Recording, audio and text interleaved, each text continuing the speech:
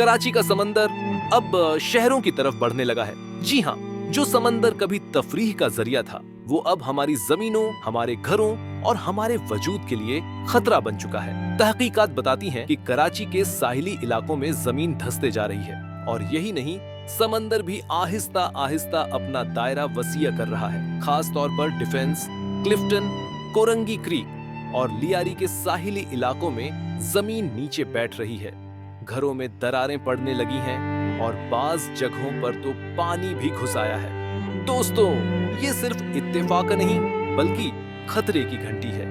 माहिरीन कहते हैं कि जमीन के अंदर पानी की कमी, बेहिसाब कंक्रीट का इस्तेमाल और समंदर की सतह का बुलंद होना, ये सब कुछ मिलकर कराची को धीरे धीरे समंदर के हवाले कर रहे हैं। रिसर्च रिपोर्ट्स के मुताबिक अगले 10 से 15 सालों में कराची के कई साहिली इलाके जैसे सी व्यू, क्लिफ्टन और कोरंगी मुकम्मल तौर पर समंदर में गर्क हो सकते हैं। और ये सब कुछ खामोशी से हो रहा है। ना कोई आवाज, ना कोई शोर, सिर्फ जमीन धंसते जा रही है और समंदर अपनी खामोश पेशकदमी कर रहा है।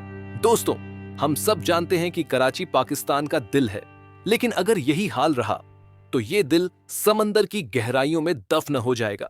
अब सवाल ये है कि हम क्या कर रहे हैं? कोई प्लानिंग नहीं, कोई रोकथाम नहीं, सिर्फ खामोशी। हकीकत ये है कि अगर आज हमने होश ना किया तो कल ना हमारे घर होंगे, ना हमारी जमीन, सिर्फ समंदर होगा और पछतावा। याद रखो, समंदर आगे बढ़ रहा है और वक्त तेजी से हाथ से निकल रहा है। आखिर में सवाल ये है, क्या हम कराची को बचा पाएंगे या सिर्फ वीडियोस में याद करेंगे कि यहाँ कभी एक शहर था जो समंदर में दफना हो गया? शायद आप लोगों को तो याद हो, कराची कभी समंदर का हिस्सा था। जी हाँ, अगर आप आज से 20 या 25 साल पीछे जाएं, तो आपने जरूर देखा होगा कि समंदर का पानी अब्दुल्ला शाह गाजी के मजार को छूता था।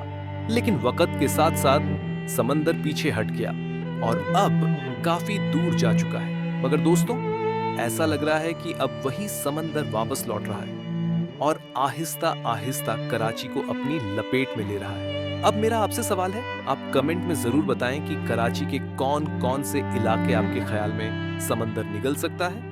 क्या हम कराची को बचा पाएंगे या सिर्फ याद करेंगे कि यहाँ कभी एक शहर था जो समंदर में दफन हो गया?